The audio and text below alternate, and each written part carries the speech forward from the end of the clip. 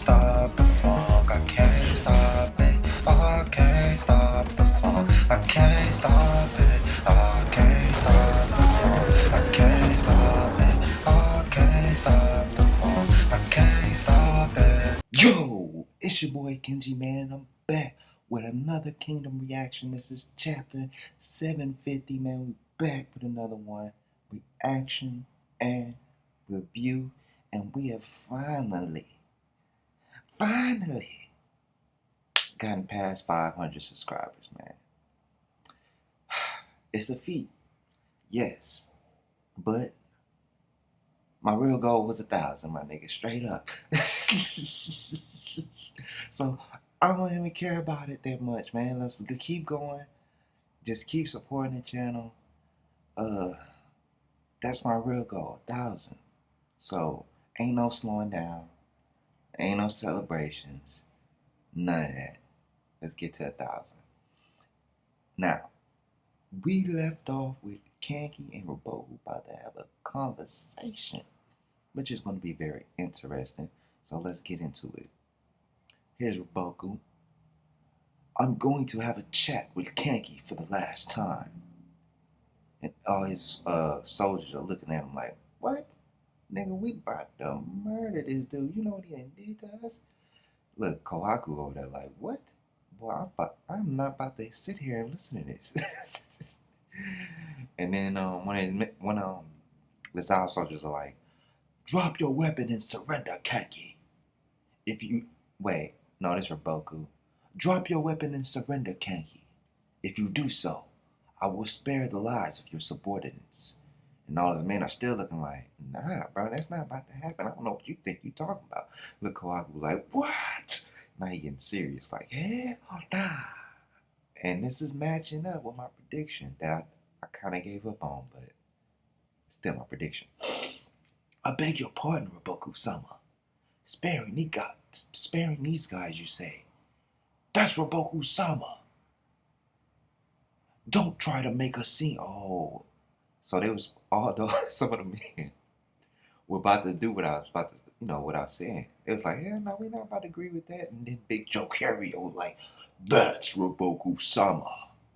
Big Joe Carrier from the Sega. Don't try to make a scene. Roboku-sama has not said he will spare Kenki's life.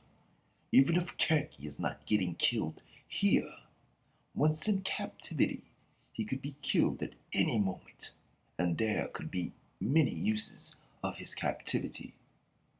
A smart man. And Futai like, that's true. And Bafuji like, phew. And Rengokyo like, god damn it, we gonna get tortured. And then the Zan soldier was like, alright then, starting with those at the edges, surrender yourselves. If you do not wish to die, then drop your weapons immediately and hand over Kenji. Do it before we change our minds. Dude, who you think you talking to? Nigga, we will kill you up in this motherfucker. I don't give a damn if you got us surrounded, nigga. That's the last of the Mohicans right there. Now, Kenji's like, you heard him. That pushover is going to spare you. You guys can go. Boss, what are you going to do, boss? Are you going to surrender? There's no way I'd do something that disgraceful, morons. And all his boys are like, they all tired. You can see them sweating, cut up. They start laughing. They like, shit, let's do it. And then Rengokyo's like, right. And even Raito is probably watching us right from the other world. You know he is. Raito, salute. And then everybody remembering Raito. They like, Raito-san. Raito. Oi. Cut your bullshit, you fuckers. As if we'd surrender after all this time. If you want boss, then kill us first. We'll take as many as we can as company to the afterlife. Goddamn right, nigga. That's how you Kenki gang. But then, I don't think they should do that. Roboku knows. This is something Shunshuju failed at with the mountain people. And then one of the soldiers like, Roboku-sama, bring it on already, Roboku. As expected, you are difficult to understand. I once thought you are just a group of beasts who only commit violence all the time. But it was not the case. Oh my God, he's about to draw this chapter out with all this talking. On the other hand, however, as Bafuji mentioned, damn, he bringing up some shit from Bafuji? You'd execute great massacre of 100K people, which is heartless. Why is that so? If you have hearts between nakamas, you'd absolutely know that there are hearts within other people.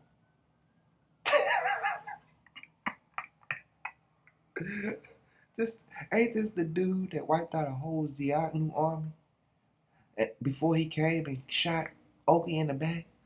Then brought a coalition army and jumped us and had one of the Han generals shooting poison arrows at us, like a whole bunch of them. And then he try to sneak another army and go around us and start burning down a bunch of cities and fortresses, and then try to kill our king? Man, I don't want to hear this shit from you, dog. Roboku, you is not about to be the one to be telling Kenji anything about motherfucking war. You can go suck the dick and get money, nigga. All that bullshit.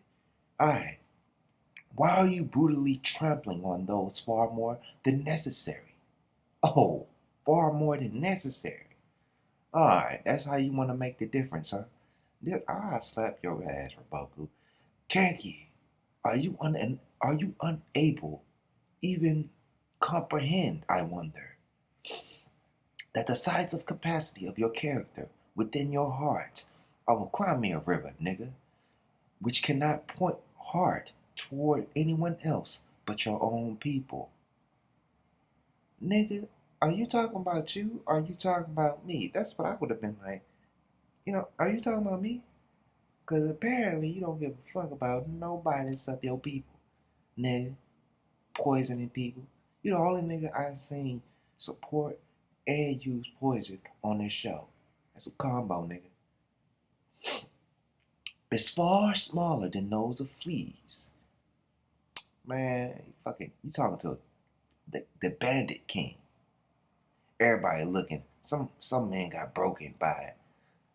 And I think that's them understanding that Kenki cares more about them, even though they're just a bunch of rapists and thieves, right? And killers, and torturers, and robbers, and everything else. And Kenki's like, don't bother with all those long talks that only fits well with your circumstances, Roboku. Get 'em. What do you mean? Do you even understand the hearts of these guys? I'm asking whether you can comprehend the hearts of those who were abused. Boom. Boom shakalaka. Yeah. And then we switch off to high Shin unit where Shin is. He's like talking to Sho before he dies. The dude with the mask. Are you saying Shio's death changed Kanki? And Miran's looking like he must don't know nothing about this. Gah, Sho, don't talk or your wounds will know. If I don't tell them now, then I know I don't have much time left in me. Because I'm part of the Saki clan after all. To our right, as if we let you. Damn, there's still people hunting down the Hasha unit? Enemy ambush. It must have been them niggas from Sega. Niggas cold. Yup, that's them niggas from Sega. And then one of the Saki members get hit. Oh, it's the girl. I'm fine. What are you doing? Be on your guard. I'm sorry. And then Sho's like, Shin. Back then, the leader of the Saki, Shio, and Kenki loved each other. From very deep down, I believed even their souls were connected. Shio was really beautiful and strong person, and who even Kenki would fall in love with. But one day, when Kenki and the others were gone, Saki clan was ambushed and Shio was taken away. Because it was known that she was Kenki's woman, It was an order from the lord of the city called Gipa. It must be south of Kanyo, because it was to make an example to Kenji, whose presence was growing in the area. See, let me tell you how. My prediction. Go look at the video where I talk about the Bandit King and where Kenji and them are from. They're from that southern land that was taken by one of by the previous sixth grade generals. Right? They took it from Chu. No, and some of it was taken from Chu, but two of the territories were their own countries. All right, remember that. Shio was murdered right then. She was brutally violated multiple times and had all of her limbs cut off. It was awful. Everybody looking like, what the fuck? Back then, Kanki just could not stand there and watch. He went to avenge her but was unable to do so at that time. The opponent closed his castle tightly, and it was not possible to infiltrate either. And soon after, Kenji left Saki and created his own clan at the south. At the south. My prediction of where Kenji and them must be true. And that dude, Lord of Gipa, just proved my shit as, he probably was one of those dudes from Quinn who took advantage of, them conquering those lands. And now shit is like, that's Kenki clan? Yup. Within that area, Kenki strengthened his clan massively over several years, and once their size increased to match those of the armies, he attacked Gipa Castle, conquered it, and captured lords and others. And they were like, please spare us, please anything but our lives. Nah, nigga, I didn't come for nothing else. Well, I am gonna take your riches and your bitches, but I'm definitely gonna take your lives. And so Moran's like, please hold on. Gipa Castle. You mean, don't tell me it's that Gipa Castle beheading. That's right. And Shin is like, beheading? Yeah. Haven't you heard it before? Kanki, for Shio's revenge, beheaded everyone at that castle. Oh, look, Raito, a younger Raito. Raito got the head down. Whereas Kangi cuts it over. I seen this picture before. I didn't see Raito in it. So that's how you got Kanki the Beheader moniker, right? But we didn't know it was a revenge attack on people who were cruel. And they had to become crueler to defend against them because they didn't have the numbers or the weapons. And they learned all those tactics by doing war against evil people. And Shin is all over his face like, he like, oh, I kind of respect this motherfucker now. And then Moran's like, certainly, boss back then that was the only time he was like that. And then Sho is like, I think Kanki had a potential to become a liberator of those who were abused, but with Shio's death, he lost the light and massacred every person in the castle and brought down himself into the deeper bottoms within the darkness. But it can't be helped. Shio was not someone who deserved to die like that.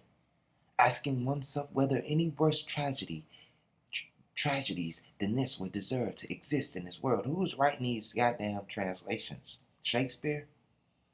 Because you are writing poems. Alright, that's why Kanki's been in the middle of raft all this time. Honestly, I even begin to think that it'd have been better if Kanki and Shio did not meet in the first place.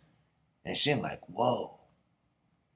And then the girl, that's not true, Sho, with the tattoos. Kanki was neither just in raft, nor just in darkness all this time. Enemy ahead! Some Zao niggas going, oh, man, that's our shit. It may look that way, but Kanki is. And then we switch back to Roboku. Man, what's all this switch back in the middle of conversations, my nigga? I know you're trying to give a good detail on what's going on in Kenki's life, and I need all this to finish the Kenki Army video. So not until Kenki dies can I really do it. So let's go. Roboku's like, no, I do not understand those hearts to your extent. However, even if I do not comprehend them, I still would meaninglessly exclude them. Aw, man, shut the fuck. Let's do this, man. Kanki. You got my shit. Kanki, I'm beginning to have an idea of those roots where your wrath comes from. People who were abused and resentment toward this deficient world. And toward those, you went into despair. And Kanki like, damn, he hit my soft spot. And then he's looking at him like he could see the light in the darkness. No, that's not it. And then, because he is not in despair toward this imperfect world, he is able to rage continuously more than anyone isn't. He's not in despair. What are you talking about, Kanki? I mean, Roboku? Kanki, you are. Kanki is. And then it switches back to the girl. Bro, still keeping a very small glimmer of light within, deep in the depth of his darkness. The reason why those people who used to live within the shadows continue to gather around him is because Kanki is not a total darkness. Oh, y'all, man, y'all need to, man, y'all might as well write a book about this dude, man, because y'all are talking a lot of crap. Alright? If I was Kanki and I heard all this shit and I was dead, I'd just laugh. I'd be like, that's not none of the shit I was doing. But whatever, that's what y'all think. A small glimmer of light within deep inside Kanki all this time that cannot be seen from the outside. Who is this nigga? Jesus? Come on, man. Yeah, man, we get it. It's without a doubt my sister Shio. Ah, you his sister? Man, that's crazy. You look just like her. That's why I confused y'all. Okay. Kanki became a man like Kanki became a man like him today because he met my sister. And then shows like because he met Shio. Yeah, that's true. And Moran is like, but then what was the purpose of us? What was the purpose of the Kanki clan? Are you saying the center of Boss's heart is filled with Shio and we are just gathered to attack his foe? And then some dude around him like, Moran-san. Oh, he jealous. That's not true, Moran. This is Shio's sister. Without a doubt, Kanki clan was created to avenge my sister Shio. But even after fulfilling his revenge, Kanki neither came back to the Saki, nor dismissed Kanki clan. You are family to him. Pardon? From a distance neither too far nor too close, I've been watching you guys and thinking about it. And I became certain last year, when Raito died, that massacre of 100K people, soldiers, stop saying people, man, because you're making it seem like we killing regular people. There were soldiers that we was going up against that outnumbered us and was killing us, running us into the ground. I know a lot of people be like, he killed a bunch of soldiers that were killing us, nigga, and we got the... Never mind. The massacre of 100K people was to avenge Raito. It's retaliation, just like what he did back when Shio died. So he ain't just killing people for no reason. Us up there on Kokuyo Hill, he killed those people for a reason. So he wouldn't have to keep his, it was either those people or they keep fighting and more people die. So if you think about it, him killing those people was a way to kill less people. A cruel revenge for having someone clear to him brutally murdered. Raito's presence was that big to him. Moran's like, it's not just Raito. Moran, You are the same. Pardon? To Kenji, you guys became family, like no other to him, before he knew. Family.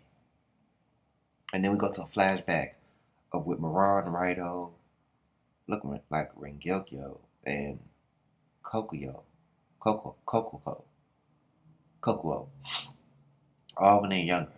And he's like, Fu, Miran, anyone but you. How cool. Boss, then what on earth am I doing? I left boss there. Miran-san. It's fine, Miran, Shio's sister. Focus on fulfilling your role given to you. Because right this moment, the other family member is heading toward where Kanki is. Naki. Boss is over there. Let's go, everyone. Oi!